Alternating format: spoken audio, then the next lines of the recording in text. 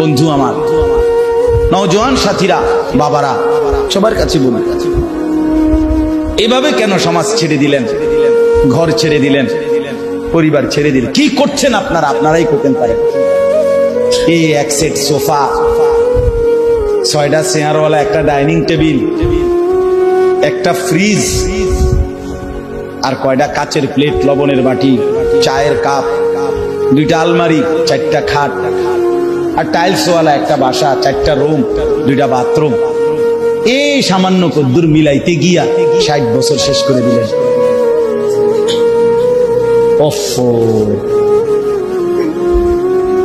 এই এত লম্বা হায়াত, এতগুলো সপ্তাহ, মাস, বছর, এটুকুতেই কি শুনাইলেন? 3 ছেলে বিদেশ পাঠাইছেন, 4টা মেয়ে বিয়ে দিচ্ছেন, বাইতে একটা বিল্ডিং করছেন, গ্রামে কদ্দুর জায়গা লইছেন, শহরে কদ্দুর জায়গা লইছেন, ব্যাংকে কোকা টাকা জমাইছেন, খালাস। এই তো মুসলমান, এই ছিল জীবন। এতটুকুতেই মানে তৃপ্ত হয়ে গেলেন। ছেলেটা 1 ওয়াক্ত নামাজ পড়ে না, অথচ বয়স 16, মেয়েটার বয়স 15, 14, একদিনও পর্দা করে না। আপনার ঘর থেকে রঙে রসে সাইজা, টাইট কাপড় পইরা, অসভ্য নির্লজ্জা বেহায়া মেয়ে প্রতিদিন বের হয়। আপনি বোঝেন না কারে দেখাইতে বের হয়? আপনার চোখে কোনো শরম নাই? আপনি এই মেয়েটার বাপ না? আপনি এই মহিলার স্বামী না? আপনি এত বেশরম কেমনে হইলেন? আপনি বাইচা রইলেন কেমনে? রাসূলুল্লাহ সাল্লাল্লাহু আলাইহি ওয়াসাল্লাম বলেন, কসম আল্লাহর, এটা হাদিস, যেই পুরুষ তার স্ত্রী সন্তানের জন্য অশ্লীলতা, বেহায়াপনা, নাফরমানি, বেপরদিগি পছন্দ করে, মেনে নেয়, স্বীকৃতি দেয়, আল্লাযী ইউকিররু আহলাহু আল খুবুস, নবীজি বলেন সেই পুরুষ দাইয়ুস। আর আল্লাহর নবী বলছেন দাইয়ুসের জন্য জান্নাত হারাম। দাইয়ুসের জন্য জান্নাত হারাম। এই জন্য ছেলেদেরকে বলি, ভাইয়া নষ্ট হয়েও না। আমার নওজোয়ান ভাইয়া, নিজেরে বরবাদ করো। এত বেডির দরকার নাই, পারতা না, কোনো দরকার নেই। শুধু শুধু এতটি বেডি লইয়া কোনো কাম হইতো না। সারা দিন সারা রাত মোবাইলে বেডির ছবি দেখো না, এত বেডি বেড হইতে লাগে না। এত নারী দরকার নেই। জীবন মানে শুধু নারী না, পৃথিবীতে আসার উদ্দেশ্য শুধুই নারী না। এক মহিলার ছবি, মহিলার সাথে প্রেম, এক নারীর দিকে নিয়ে সারা দিন রাত নারে দোস্ত। মানুষ এত মাতাল হওয়ার কথা না, এত পাগল, এত তার সিরা মানুষ হয়। নারী তো প্রয়োজন মানুষের মধ্যে ক্ষুধার চাহিদা, এটা কে দিছে? তো পূরণের ব্যবস্থা আল্লাহ রাখছে। মানুষের মধ্যে পানির তৃষ্ণা, এটা কে দিছেন? তো এটা পূরণের ব্যবস্থাও কে রাখছেন? মানুষের লজ্জাস্থানের চাহিদা, শাহওয়াত, এটা আল্লাহর দেওয়া। কার দেওয়া? এটা পূরণের হালাল পবিত্র ব্যবস্থাও আল্লাহ রেখেছেন কিনা বলেন তো? তাইলে আর সমস্যা কি? তাইলে আর সমস্যা কি? এর জন্য এরকম কুত্তার মতো হয়ে যাওয়ার অর্থটা কি বেটা? 24 ঘন্টা নারী, ছবি, নর্তকী, নাচ, গান, জিনা, ব্যভিচার, অশ্লীল দৃশ্য আর মেয়ের পিছনে পড়ে থাকার মধ্যে সার্থকতাটা কি বেটা? এমন সুন্দর যৌবন, 16, 17, 18, 20 বছরের এমন সুস্থ সবল শরীর দেহটাকে বাপ কেমনে নষ্ট করে দিলা? কেমনে নষ্ট করে দিল? ওফ, আমি বুঝি না এটা কি হায়াত নষ্ট করে দিল, কি চমৎকার জিন্দেগিটা শেষ করে দিল। হায় হায় হায়, আল্লাহ আমাদেরকে মাফ করে দেন। যে ভাইরা উদ্যোগ নিছেন, আল ইসলাহ পাঠাগার, মাশাআল্লাহ, সংশোধন, আগে ফিকির করবেন। শুধু কেবল ফেসবুক, শুধু মোবাইলে ছবি আসলো, ইউটিউবে ছবি আসলো, ফেসবুকে এই করেছেন সেই করেছেন, শুধু এতটুকুতেই খুশি হইবেন না। কারণ নিজের সুন্দর, নিজের আখলাক, নিজের পরিবর্তন, নিজের সেজদা, নিজের নামাজ, নিজের বন্দেগী, এটার দিকে নজর রাখুন। আমরা এই করেছি, ওই করেছি, মানুষের কল্যাণে এই করেছি, মানুষ কিন্তু আমনেও কথা কয় না, আপনি নিজেও তো কি নিজের কল্যাণের ফিকির করেন, নিজের ফিকির করেন। আল্লাহ আপনাদেরকে উত্তম ভাবে তৌফিক দান করেন। তাহলে আমার বক্তব্যটা ছিল এটাই, ইসলাম সংশোধন করতে হবে নিজের, এক নম্বরে। আর প্রথম সংশোধন ঈমান আকীদা। প্রথম সংশোধন কিসের? 2 নম্বর ইবাদত মানে আমল। 3 নম্বর হলো মুআমালাত, লেনদেন।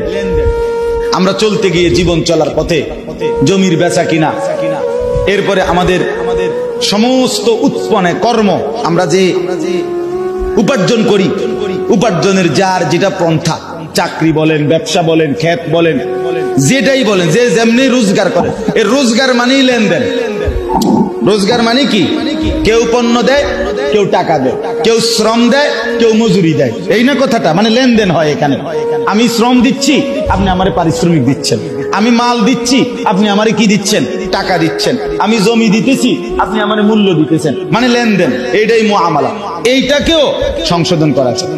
এটার মধ্যে কোনো হারাম আছে কিনা, সুদ আছে কিনা, ঘুষ আছে কিনা, অবৈধ উপার্জন আছে কিনা, হারাম আছে কিনা, এটাকে বাছাই করে সংশোধন। আপনি যেমন কোম্পানি বলছে আপনারা এভাবে আমরা কিস্তি দেব, আপনার থেকে এভাবে টাকা নেব, আপনি এটা তো কোম্পানি না বলছে। আপনার উচিত একজন আলেমে দ্বীনকে জিজ্ঞেস করা যে হুজুর, আমার দোকানের ব্যবসাটা হলো এই, আমারে এই কোম্পানি এভাবে মাল দিতে চায়, এভাবে টাকা নিতে চায়, আমার এটা দেওয়া নেওয়া ঠিক হবে কিনা? এটা কি 10টা মিনিট, আধা ঘন্টা একজন আলেমের কাছে জিজ্ঞেস করে নেওয়া যাইতো না? কথা বলেন না কেন? না, কিন্তু আপনি দেখেন এটা জিজ্ঞাসা করতে রাজি। আমার সম্পদের উপরে এটা জিজ্ঞাসা করা উচিত যে আমার লেনদেনটা সহি কিনা। এই যে আমাদের সমাজে যুগ যুগ ধরে বন্ধকের যে সিস্টেম আজও বদলানো যাচ্ছে না, অথচ এটা 100 যে আধা 30 শতক 20 শতক আধাকানি জমি আমনে আমি দিলাম, আর আমনের থেকে আমি 50,000 টাকা নিছি বা 1 লাখ টাকা দিছি, বিনিময়ে আমনের কাছে আমি 20 শতক জমি কি রাখছি? বন্ধক রাখছি, আর আমনের থেকে আমি টাকা নিছি 50,000। এখন আমাদের দেশের নিয়ম কি, যে যতদিন পর্যন্ত এই 50,000 টাকা সুদ না করবে, তারপরে না দিতে পারবো, অতদিন এই 20 শতক জমি উনি ভোগ করবে। এটা না নিয়ম? এটা 100 হারাম, 100 হারাম, হারাম হারাম হারাম। এটা হারাম বেটা, হারাম খাইলা তুমি, হারাম খাইলা। যদি বলেন ওমা আপনি নতুন করে এই কথা কইলে বলি হুজুর, না আমি নতুন করে কইলে হইতো না, জানতা আপনি আপনার পুরান কথা খায় না, শুধু আমাদের মানা করছি। আমি তো জামুগা, এখন বয়ান শেষ হইলে তো আমার গাড়ি রেডি, আমি দৌড় কুমিল্লা, আমি কিত্তাম আপনার কান্দে লই বয়ে থাকতাম। আপনারে বললাম। হ্যাঁ, এবার যদি আপনি বলেন না হুজুর এটা হারাম না, আপনার কাছে হুজুর আছে, অন্য কেউ বলছে এটা জায়েজ, তাহলে কে বলছে আমারে জানাইলে এরপরে আমার বিচার যেদিন হবে সেদিন আমি বটনি লাগাবো আপনার সামনে, কানে ধরে, এবং ভিডিও হইব, রেকর্ডিং হইব, সারা দেশ দেখবো। আপনি বিচারের দিক ঘোষণা দিয়ে আমি আমু বলে। তাহলে কথার কথা একটা উদাহরণ দিলাম, অসংখ্য গাছের ফল, পুকুরের মাছ আপনার আন্দাজের উপরে বিক্রি করে ফেলে। ও বইল মানে মুকুল বের হইতে হইতে কি বিচ্ছেলায় ফল বিক্রি করে ফেলে। তো এটা কি হালাল না হারাম জিজ্ঞেস করছে? হুজুর এমনি তো চলতে আছে, এমনি চললে এমনি তো কত মানুষ বিড়ি খাইতে, এই জন্য সবাই বিড়ি খাই দেবো নাকি? কত মানুষ তো টেলিভিশন দেখতেছে, তো এই জন্য বুঝি টেলিভিশন জায়েজ হয়ে গেছে, নাটক সিনেমা দেখা কি হয়ে গেছে? জায়েজ হয়ে গেছে। তাইলে অনেক মানুষ কোনো গুনাহ করলেই সেটা কি হয়ে যায় না, হালাল হয়ে যায়। আল্লাহ আমাদেরকে বুঝ দান করেন। আপনি যদি বলেন বন্ধকের এই সিস্টেম সঠিক বানানোর কোন সিস্টেম না, মানে এই লোক কি করবো যে 20 শতক জমি ওনার কাছে যে আমি বন্ধক রাখলাম, তো এটা কি করবো উনি? এটা আমনে কি করবে, এটার একটা বুদ্ধি আছে, এটা আমি বলতাম না। আমি আমনের দরকার হলে আমনে হুজুরের জিজ্ঞেস, আমি অন কইতাম কেন না, কি লেগে বলবো আমি না, জানার দরকার না, যার দরকার হে জিজ্ঞাসা কষ্ট করে। আলেমদেরকে জিজ্ঞাসা করলেই ওনারা হালাল তরিকা কি, বৈধ পন্থাটা কি সেটা বলে দিই। কথা বুঝছেন কিনা বলে? প্রত্যেক পন্থারই বিকল্প হালাল পন্থা আছে, আছে কিনা বলেন না কেন? মদের বিকল্প মধু আছে, বুঝেন না? সুদের বিকল্প ব্যবসা আছে, হালাল ব্যবসা। আল্লাহ এই জন্য বলছে আমি সুদে না হারাম করছি, কিন্তু ব্যবসাকে তো হালাল করছি। তাহলে বিকল্প হালাল পদ্ধতি আছে কিনা বলেন? আচ্ছা, আপনি জেনে নিবেন। 3 নাম্বার। 4 নাম্বার হলো মুআশারাত, আচরণ, পারস্পরিক আচরণ। মা, বাবা, স্ত্রী, সন্তান, চাচা, মামা, ফুফা, খালু, হ্যাঁ, পাড়া, মহল্লা, প্রতিবেশী, আত্মীয় স্বজন, বন্ধু বান্ধব, চলার পথের পথিক, মুসাফির, এতিম, গরিব, ফকির, মিসকিন, অসহায়, এই সমাজের আমাকে বাদ দিয়ে যত মানুষ, কার সাথে আমার আচরণ কি হবে এটা জানা, এটা ঠিক করা, এটাও আমার সংশোধনের অংশ। মার সাথে আচরণ যা, স্ত্রীর সাথে আচরণ তা কেমন, সন্তান ভাইয়ের সাথে কেমন, নিকট আত্মীয়ের সাথে আচরণ কেমন, দূরের আত্মীয়ের সাথে আচরণ কেমন, এইটার স্তর জানা চাই, এটার স্তর জানা চাই। মাকে প্রাধান্য দিয়ে স্ত্রীকে জুলুম না করা, স্ত্রীকে প্রাধান্য দিয়ে মার উপরে জুলুম না করা, প্রত্যেককে তার হক আদায় করা। এই আল্লাহ আমাদেরকে বুঝ দান করেন। 5 নাম্বার হলো আখলাক, আমাদের অন্তরের ভিতরে চরিত্র। প্রত্যেক মানুষের অন্তরে 2 রকমের চরিত্র আছে, কিছু মন্দ চরিত্র, কিছু উত্তম চরিত্র। মন্দ চরিত্রগুলো সরিয়ে ফেলা, আর উত্তম চরিত্রগুলো নিজের মধ্যে তৈরি করা, সংশোধন করা। যেমন আপনার মনে করেন কৃপণতা, এ মানুষের ভিতরে থাকে, কৃপণতার একটা অভ্যাস, এটা একটা মন্দ চরিত্র, এটা দূরে সরানো উচিত। দানশীলতা, পরোপকার, এটা একটা উত্তম চরিত্র, এটা আনয়ন করা উচিত। পরের গীবত, পরের প্রতি ঈর্ষা, মানে কারো কিছু ভালো দেখলেই গাও জ্বলা, হিংসা, ঈর্ষা, হিংসা, এটা একটা কি মন্দ চরিত্র। অপরের কল্যাণ দেখে খুশি হওয়া, এটা একটা উত্তম চরিত্র। তাহলে ওই মন্দটা সরানো, উত্তমটা আনা, এটা আমাদের দরকার।